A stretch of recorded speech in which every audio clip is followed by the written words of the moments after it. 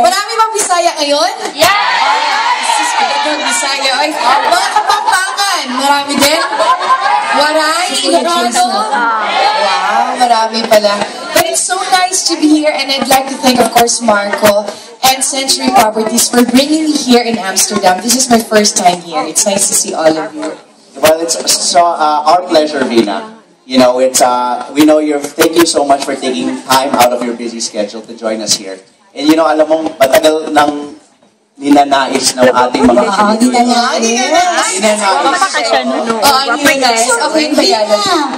Tell us, bakit ba, alam namin ang daming nililigaw sa yung real estate dyan, no? Pero why Century Properties? It wasn't really a tough decision naman to join Century Properties family. Actually, even before that, before they got me to be one of the endorser, actually, I was already a proud homeowner. Wow! It started with, so pa yung maging neighbors kasi totoo po yun. Kasi actually, the Antonios are really good friends of mine. Actually, yung brother ni Marco is the ninong of my daughter, si Siana. So, talaga I've known them for a while. And I really believed in their projects. And it started with Gramercy, di ba? And I was able to meet up with Papa Piolo. Wow, si Papa Si Piolo kasi, actually he was the one who we had a conversation before about Gramercy. And he did a video for that. And I got to know more about the project. And then I was invited by the Antonios to check on their showroom dun po sa office nila. And when I got inside the building, meron po silang man-made beach. Sabi ko, ano to? May swimming pool dito sa loob ng building. At yun nga po yung Azure. So, until medyo naguguluhan na nga ako. May Azure, may Aqua. Yung Aqua naman, Marco, it's more of, rainforest, no? Yeah, actually, you know, for other developers out there, baka they just build. And, you know, actually, many projects out there are starting to look alike na. Pero kami, we actually start from the buyer. What does the buyer want? What does the buyer need? And we just don't believe in building projects, you know, just to build a building. We want life-enhancing and life-changing and top-notch amenities. So like Azure, for example, talagang unbeatable. Yes. Nakita mo ba si Ms. Paris Hilton when she visited Manila last August? Oy, para po sa hindi nakakaalam si Ms. Paris Hilton, noong August nagpunta dun sa Philippines. At 2 linggo yata, naka-headline ang Paris Hilton, syempre, Century Properties. Yeah, actually, I had the opportunity to meet up Miss Paris Hilton. And it was an honor, no? Meeting her on the Century events. Nung time na yun, everyone was starstruck. No? Siyempre naman siya, Hollywood celebrity and of course entrepreneur Miss Paris Hilton. At siya po yung gumawa ng Azure Beach Clubhouse. So siya po yung nag-design nun. So, talagang nakakaaliw, di ba? Actually, talagang pinaguluhan. She was mobbed. She went to the Mall of Asia. Siguro more than 20,000 people. Wow. Whereas like talagang surrounding her. Pandemonium. She created like hysteria. Yeah, chaos ba yun? Chaos? Actually, Margaret, good decision talaga that you got Paris Hilton to design the Azure Beach Clubhouse. I'm sure kanina nakita niyo na po yun, di ba? Yung Azure and yung beach clubhouse na gagawin din ni Paris Hilton, nandun yun. So, very exciting talaga. Ang daming plano ng Century Properties. Nag-start yan sa Gramercy, and then Knightsbridge, and then nagkaroon sila ng well, right after Knightsbridge, we brought in a very famous Italian brand. Meron pa. Hindi ka pa tapos na na. Hindi pa ako tapos. Sabi ko, ang dami talaga, no? Actually, meron silang Milano residences na ang gumawa po ng interior design is si Versace. No? Can you tell us about that, Marco? Well, you know, a lot of you, alam ko, Philippines love nice brands, di ba?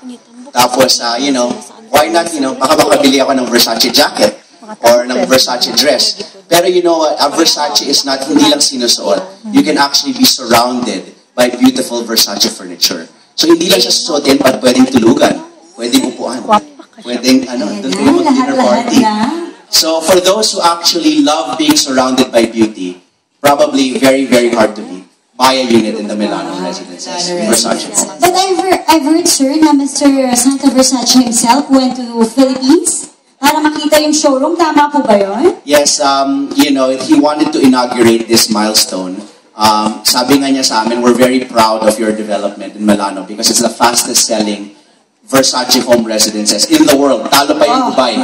Okay, So we actually ground broke the development, and we're actually very, very proud to have such a top caliber partner in the Versace Home Group. Grabe, speechless. Palakpakan po natin yung Antonio family. Grabe.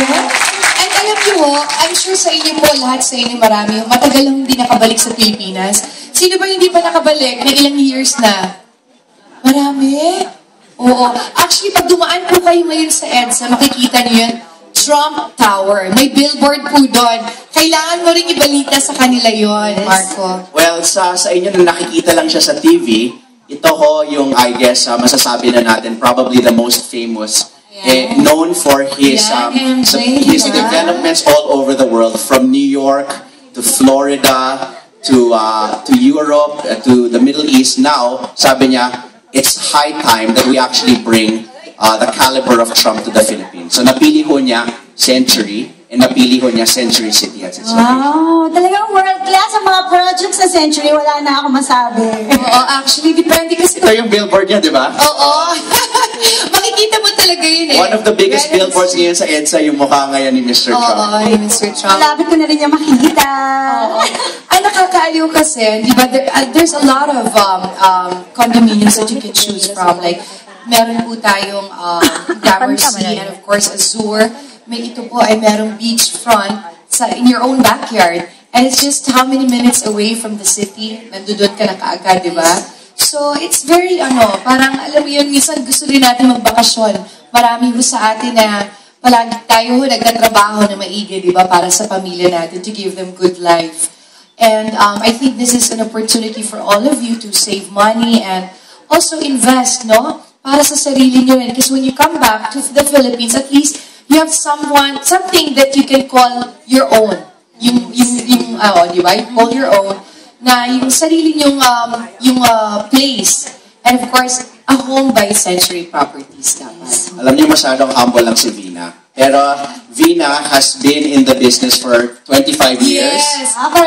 So congratulate her. 25 years naman siya sa business. Ay, bata pa ako! Child singer ako ba? As a child prodigy, child singer. And you know what? One thing I'm really happy about because Century Properties has been in this business for 25 years as well. Palapakan din natin yung Century Properties, diba?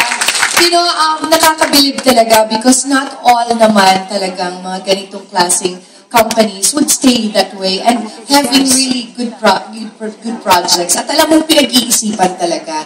Lahat nakaplano po sila and they really make you feel that you're a part of the family.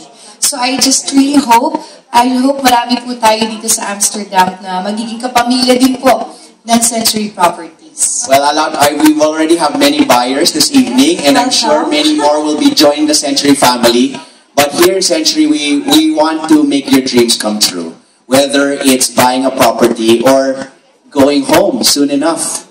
So we invite all of you to actually consider your very first investment with Century.